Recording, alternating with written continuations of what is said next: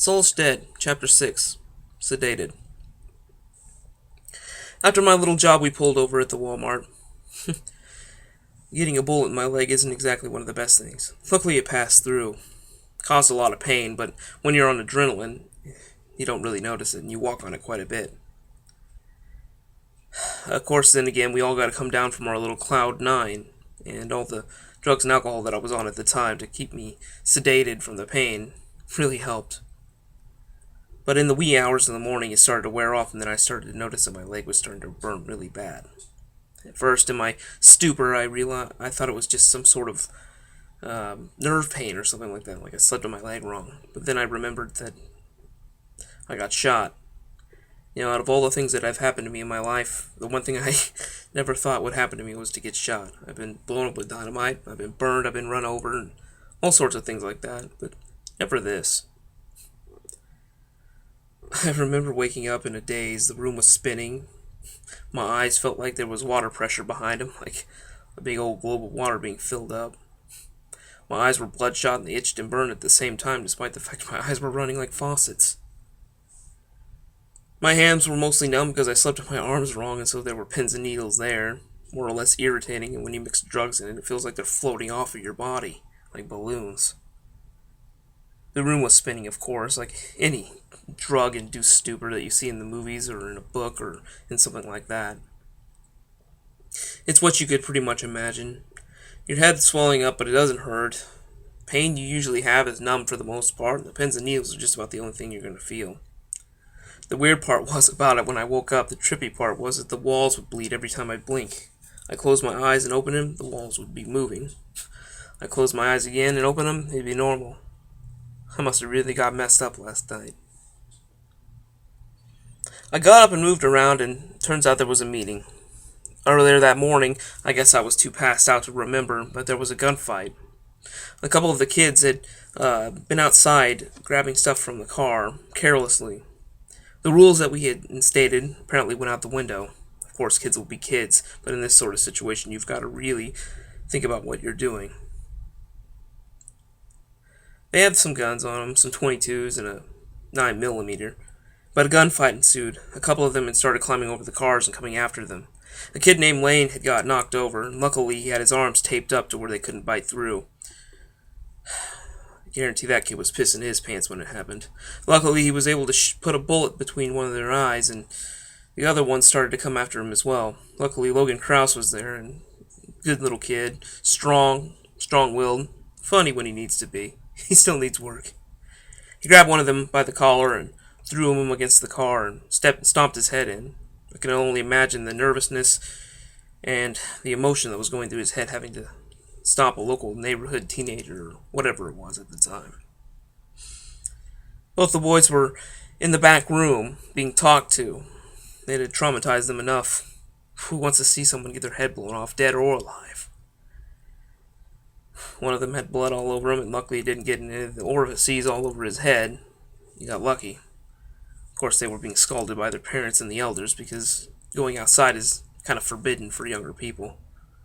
They handle it like champs, but of course, anybody who sees someone die for the first time isn't going to exactly walk away scot-free and okay. It's to be expected. Of course, then again, I was too drunk and knocked out of my mind to really hear anything, so it's a good thing that I wasn't there. We all know what happens when I blow up. I got around to moving and walking around. The wound really hurt, stung like 1,000 hornets. It really pissed me off that I was able to let my guard down enough to get my leg blown halfway to Sunday, but then again, it's better than getting it blown off. The one thing I do remember in my stupor was replaying that stupid guy getting shot in the head, and then getting eaten. The other people that I shot at got injured, but it was enough to let the zombies get a hold of them, ripped them apart. Each one of those people I'm inadvertently responsible for killing. It's funny, I always told myself that I wouldn't have any remorse for people trying to ruin my life and kill me, but here I am doing the exact opposite. I remember shooting one of them in the arm and then in the leg, and he just dropped. Of course, he wasn't going to be able to move at that point. The graze in my arm really didn't hurt as bad, so it was still fully functional. but it still really hurt. Like getting burned or touching your hand against a stove. You're going to still be able to move your hand, but it's still going to hurt like a son of a gun when you try to move around the blister. Damn if I was lucky to walk away with that with my life. Later that day, we had gotten together with the elders, and they were talking about a lot of the problems we were having. We were running low on supplies, and the supply runs were going pretty well. We weren't running into much resistance because a lot of people were heading into the country looking for those missile silos those idiots on the Discovery Channel were broadcasting. From here till, judging by what the ham radio was saying over the jumble, they'd found it, and there was a big gunfight going over there. They were asking for assistance, but nobody really wanted to help them because those greedy bastards had locked themselves up at the start of the thing and left a lot of people to die. But then again, if you think about it, they wouldn't be able to hold everybody. Of course, Noah's Ark couldn't save the whole world, even though he wanted to. It's kind of the same principle. But we sat there for a little while and conversed, and then I said that we're going to need a doctor. We're going to need some medical professionals. And we're probably going to be gone for a couple days. A lot of the men at first thought it was ludicrous and objected to my idea, but I explained to them that there was no other way. As far as I'm concerned, almost 85% of all the people there were over the age of 40. And more than 10% of them were older people that needed a lot of help. Some of them would have medical episodes that were far beyond our means of taking care of them because none of us were medical professionals. I told them that we were setting ourselves up for doom if we didn't get people like that. To much of their dismay and their wanting to disregard the sort of thing, they agreed. We had to get it done. It was just something we had to do. It was like seeing a bunch of 6-year-olds being told they had to get shots and watching all of them accept it, but their heads down and their arms dragging against the ground. You would have think that they'd be going to the trial that was whether or not they were going to die. But that's beside the point. Me and a couple others had packed up. A lot of people didn't want me to go, considering that I'd already killed a lot of people, and, well, I had those wounds.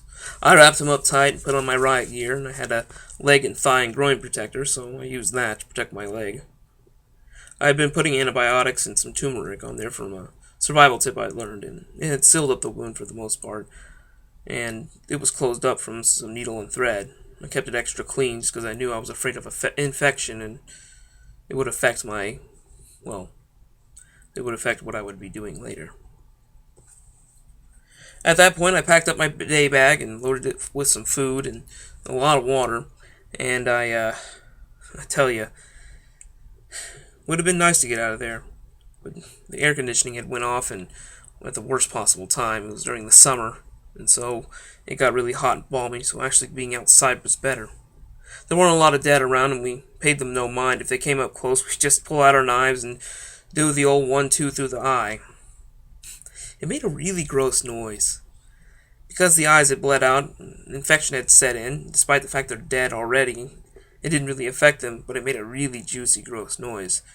It was like peeling two steaks apart from each other after being rotted together. It was absolutely disgusting, and the smell was even worse. You see, when a dead person dies, they void their bowels. With that and everything else on them, and the infection that was probably setting in from the bleeding, it definitely wasn't a pretty sight, let alone the smell. But we had to do what we had to do. We loaded up a small pickup truck, and 3 of us got in the back, and 3 of us got in the front, and we went off to Wichita. There we went to the public library, where, man, there were so many cars, just parked everywhere. It was difficult to get the pickup truck through, so we had to do the next best thing. It was 6 blocks away from where we were at the parking garage we decided to park into. It was at the basement. We took one of those jack rods and stuck it in the wheel well so it wouldn't be able to move and people couldn't steal it, and we threw a tarp over it just to be sure no one would find it. It sure was dark down there, and there were a couple of them in there, and they got the drop on us. One of the people we'd picked up that had joined us from being picked up on the road a couple weeks back had been bitten in the arm. He didn't see him coming, and neither did we. Come to think of it, I feel sorry for the poor bastard. Got a huge chunk bit out of his arms. He didn't like wearing those duct tape sleeves. He thought that he'd get heat stroke, and while that may have been true, he was an idiot for not putting them on. Honestly, I don't feel sorry for him, and I don't know if that's a bad thing or a good thing. Long and short, we grabbed the zombie, and I bashed its head in with a ball-peen hammer that he had. It went everywhere, of course, and smelled to high hell. Well, we got that done, and unfortunately, we had to kill our old friend. He was a good guy. His name was Roger Staven. Parents were Norwegian immigrants, and, well, he had grown up in Kansas, and his parents were farmers. Strong, tall, good-looking guy, quite frankly. Any girl would want to date him. He was a football hopeful. He was going to be playing at K-State. He somehow ended up down in Wichita State. Unfortunately, they don't have a football program anymore. He ended up wanting to do engineering, so he kind of dropped his dream, like most of us have to do when we realize that the world isn't just a game. We picked him up on the road, and he had a lot to offer. He was definitely a helpful guy. I felt really bad, but I tried not to get too attached to him because I figured the bigger they are, the harder they fall, and much to my dismay, I was right. Then we made our way up to the ramp on the inside of there, and we made our way up to the light, which was really nice considering we didn't have any down there, and we were having to run off little battery flashlights. We saw a couple of them shambling between the cars, and it was about 6 blocks or so, or more. I'm not really sure. I was never really good at that in the world before this. To get to the library, and, well, ultimately I was nervous. With my leg the way it was, I wasn't exactly in running shape, and I was out of shape before all this happened. But then again, if you scare someone enough, they'll run from anything. But it was the cars that bothered me. There was no way to get there with a straight shot. It was a traffic jam about a mile long in the middle of the city with people trying to escape. I once heard a survival instructor say the deeper you live in the urban area and the urban jungle itself, for every square mile, you might as well tack on an hour to escape on foot or on car. I'm guessing he was right. There were people that were shot in the head long before, but they didn't look like they were turned into zombies. It looks like it was just disputes over food. Canned food at that. To think, you told me years before this that someone would try to blow my head off for a can of crappy Chef Boyardee. I would have called you an idiot. That stuff sucks. Then again, nowadays, I would probably blow someone else's head off for a can of Chef Boyardee. Then again, we all had to eat things that we weren't exactly too excited to eat. One of the kids, poor Dylan Krause, Logan's little brother, ate cat food. One of the labels was torn off while we were getting stuff, and he thought it was peaches, but when he opened it, lo and behold, it was Friskies. The kid gagged, and I felt so bad for him, but we had to eat it. Food was food. And I've never seen a kid more upset than having to eat that. But he ate it like a champ. I'm just lucky I got the peaches. But enough reminiscing. We got about 3 blocks out, and we were just getting really tired. The heat was really beating the heck out of us. With all that bike gear, even with all my training in it, it wasn't easy. We'd stopped to survey everything to be sure that there weren't more coming, because we definitely didn't want to get trapped. Our truck was down in a parking garage, and if we got in there and a small herd made its way in there, there was no way we could get out, especially with all the people in the back. It was just a little 6-cylinder. We wouldn't make it up that hill fast enough without them grabbing us for snacks like a shelf. But we made do with what we had. About 4 blocks away from the library, something bad happened. It's like a boss fight. We were making our way, and we'd stopped behind a pillar. There was this couple, maybe in their 20s. They were trying to help each other, and something bad really happened. Well, one of them had hurt his leg. He'd snapped his leg jumping off of some sort of high place. He was laying there behind a car with it propped up against there, holding his leg. Either he twisted it or broke it, I wasn't sure. The girl was trying to console him because he was being a little loud. Of course, when you break your leg, you're not going to be quiet exactly. She was trying to console him, and then all of a sudden we heard a rogue gunshot. It came from the top of one of the Intrust buildings, and it definitely was loud enough for everybody to hear. It sounded like a 30 caliber, 30-06 or so. We saw the man go limp as we saw a red mist go around the woman. She then started to scream and started to freak out.